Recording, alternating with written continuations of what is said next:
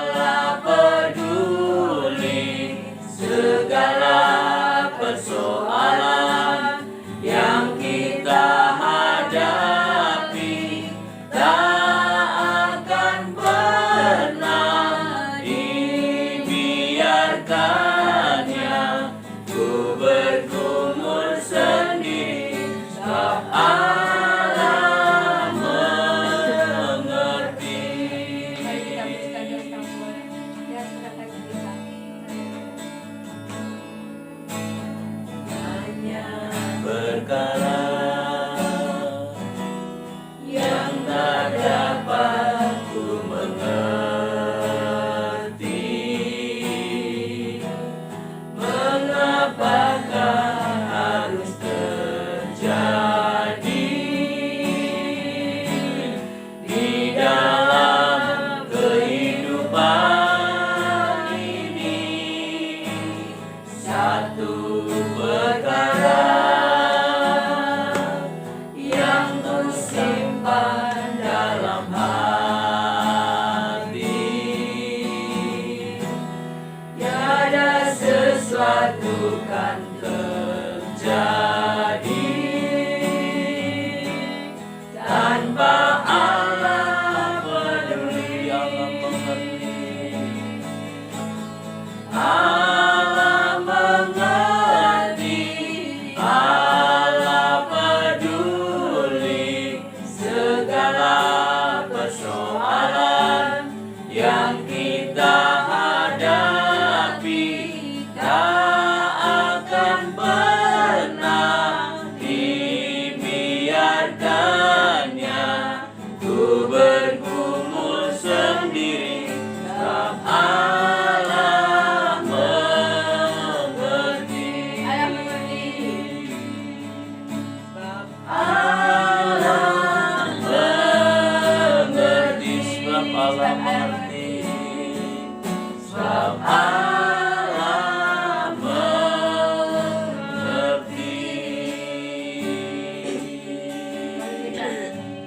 Haleluya, haleluya, haleluya. Haleluya, haleluya. Bapak Surgawi, terima kasih buat malam ini kami bisa berfellowship. Kami percaya bahwa Tuhan hadir di tengah kami, karena firman-Mu berkata 2-3 orang berkumpul atas nama Tuhan, Tuhan hadir. Kami percaya kehadiran-Mu akan mengubah paradigma kami, kehadiran-Mu akan mengubah hati kami, kehadiran-Mu akan membuat kami makin hari makin mengerti tentang isi hati-Mu ya Tuhan. Terima kasih buat segala kebaikan Tuhan. Kami saatnya akan belajar sebagian dari firman-Mu. Biar firman-Mu termaterai dalam hati kami semuanya. Mengucap syukur, biarlah berkat Tuhan turun atas hamba-Mu, atas semua kami yang hadir di tempat ini. Di dalam nama Yesus Kristus Tuhan. Haleluya. Amin. Oke. Malam ini saya akan berbicara tentang teks yang minggu kemarin yang kita bahas. Itu ada bicara tentang, masih ingat?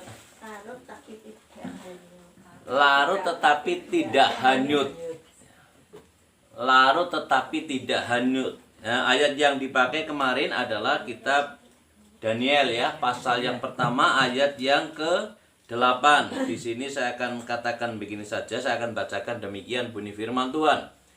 Daniel berketetapan untuk tidak menajiskan dirinya dengan santapan raja dan dengan anggur yang biasa diminum raja.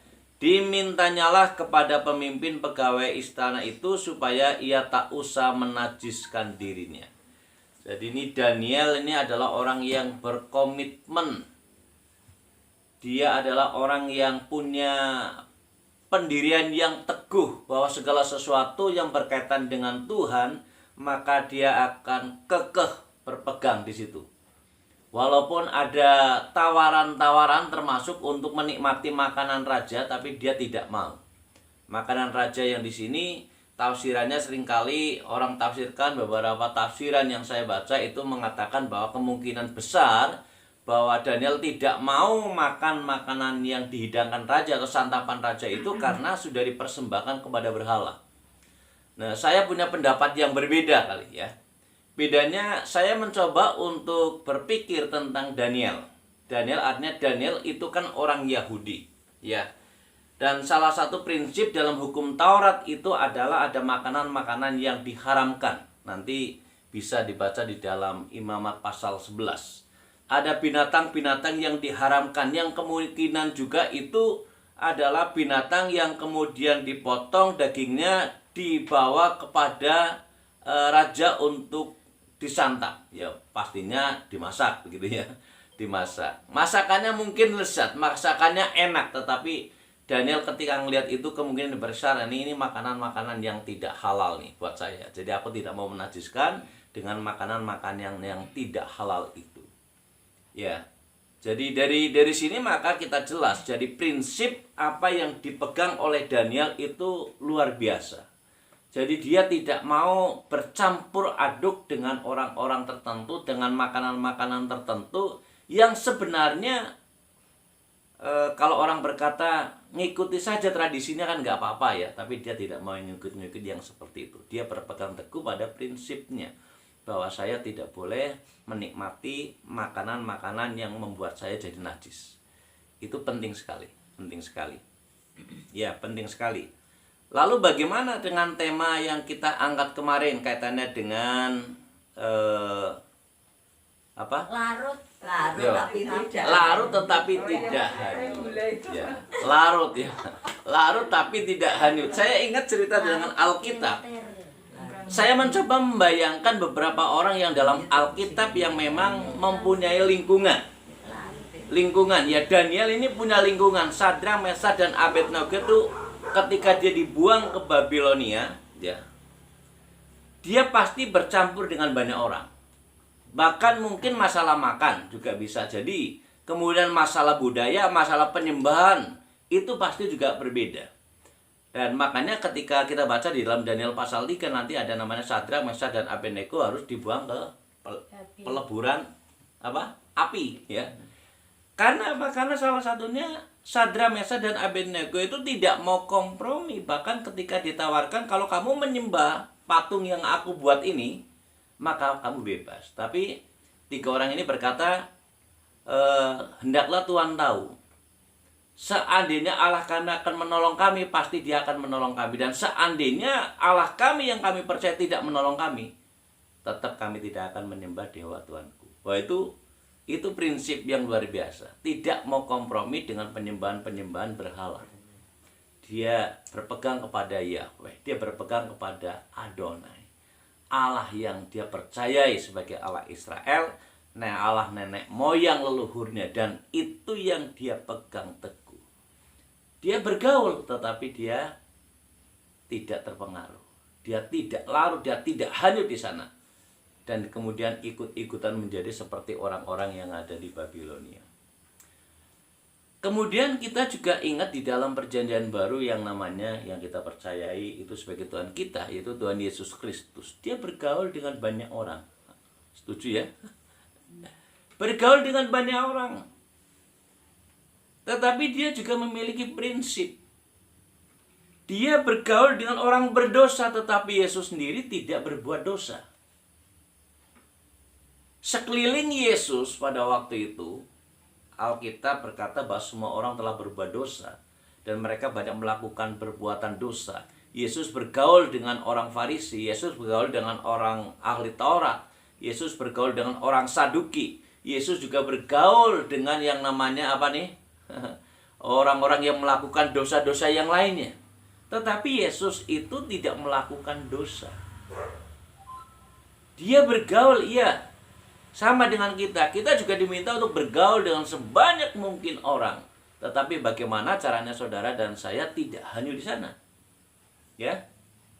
Ketika Yesus mau mampir atau singgah di tempatnya Sakius, apa komentar banyak orang? Apa dia tidak tahu kalau Sakius itu adalah orang berdosa? Ya, tak? Ketika Yesus kemudian diurapi dengan minyak oleh wanita, orang berkata kalau dia seorang nabi mestinya dia tahu siapa wanita itu. Ya, dia bergaul dengan banyak orang tetapi dia tidak ikut seperti kebanyakan orang hidupnya. Dia tampil beda. Mungkin yang paling jelas sekali nanti kita bisa baca juga di dalam 1 Korintus pasal 9, itu adalah Paulus. Ya. Paulus, mungkin ini perlu saya baca nih karena ini panjang ini ya. Jadi ya, saya akan baca di dalam 1 Korintus pasal yang ke-9. Ya. Saya akan baca dari ayat yang ke-18 mulai dari sini, dikatakan begini. Ya.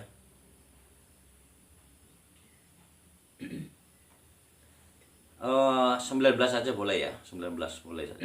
Sungguh pun aku bebas terhadap semua orang, aku menjadi diriku hamba dari semua orang, supaya aku boleh memenangkan sebanyak mungkin orang. Demikianlah bagi orang Yahudi, aku seperti apa? Orang Yahudi, supaya aku memenangkan orang-orang Yahudi. Bagi orang-orang yang hidup di bawah hukum Taurat, aku menjadi seperti siapa? Orang yang hidup di bawah hukum Taurat. Sekalipun aku sendiri tidak hidup di bawah hukum Taurat, supaya aku dapat memenangkan mereka yang hidup di bawah hukum Taurat. Bagi orang-orang yang tidak hidup di bawah hukum Taurat, aku menjadi seperti orang yang tidak hidup di bawah hukum Taurat. Sekalipun aku tidak hidup di luar hukum Allah, karena aku hidup di bawah hukum Kristus, supaya aku dapat memenangkan mereka yang tidak hidup di bawah hukum Taurat. Lalu ayat 22. Bagi orang-orang yang lemah, aku menjadi seperti orang yang lemah, supaya aku dapat menyelamatkan mereka yang lemah. Bagi semua orang aku telah menjadi segala-galanya, supaya aku sedapat mungkin memenangkan beberapa orang dari antara mereka. Dan nanti bisa dibaca ayat-ayat selanjutnya ya, atau sebelumnya juga boleh. Jadi ini hal yang luar biasa mestinya. Ya, hal yang luar biasa. Ya. Jadi kehidupan Paulus ini bagian dari contoh real bahwa Paulus bergaul dengan banyak orang, tetapi Paulus tidak terpengaruh dengan kehidupan mereka. Ya, tujuan dari apa yang dilakukan oleh Paulus adalah ketika dia jadi orang lemah, dia akan menjadi seperti orang lemah. Ketika dia bergaul dengan orang Yahudi, dia akan menjadi seperti, ya, seperti itu artinya tidak sama ya, seperti orang Yahudi. Ya, kemudian dia bergaul dengan orang yang di bawah hukum Taurat, dia juga akan hidup seperti mereka, tapi tidak sama dengan mereka. Kata seperti itu kan ini tidak sama ya. Misalnya ada orang, oh mirip Bu Eli, seperti Bu Eli, tapi dia bukan Bu Eli kan. Ya, misalnya. Ya, seperti, ya, seperti. Nah, kata-kata seperti. Ya, kata seperti itu. Ya. Ini yang dilakukan oleh Paulus. Dia bergaul dengan banyak orang, tapi dia tidak terpengaruh dengan kehidupan banyak orang. Dia tetap memiliki prinsip berpegang teguh pada sebuah kebenaran. Paulus berkata, aku hidup di bawah, sekarang di bawah hukum Kristus. Jadi dia hidupnya di bawah hukum Kristus. Kalau dia bergaul dengan penjudi, dia tidak akan menjadi seorang penjudi. Kalau dia bergaul dengan apa nih namanya, seorang yang suka kepelacuran mungkin, dia tidak akan hidup seperti sama seperti mereka. Pasti Paulus menghindari hal itu. Seperti apa lagi? Contoh-contoh dalam kehidupan yang real, yang perlu mungkin saudara dan saya bisa teladani. Atau paling tidak kita pernah menghindar dari perbuatan itu karena kita sepakat bahwa itu tidak sesuai dengan firman. Contohnya apa? Pergaulan-pergaulan yang bisa dilihat dari sehari-hari. Misalkan ada orang romping, nggak saya ikut-ikutan aku di sana. Biasa dulu ya pernah saya mengantar anak sekolah di TK. Ya. Itu kan kalau ibu-ibu kan biasa ya, terus saya kan pasti gini, aku nggak mau, aku pasti selalu sendiri di warung makan soto di itu Wate Bu Siti itu di Wirgo itu. Terus lama-lama kan waktu itu Nana ngomong gini, aku udah nggak mau diantar kok. Dia bilang, ya udah kalau kamu nggak mau saya antar, belajar ikut jemputan mau enggak? Saya bilang gitu. Saya kan senang juga ya, karena menghindari itu.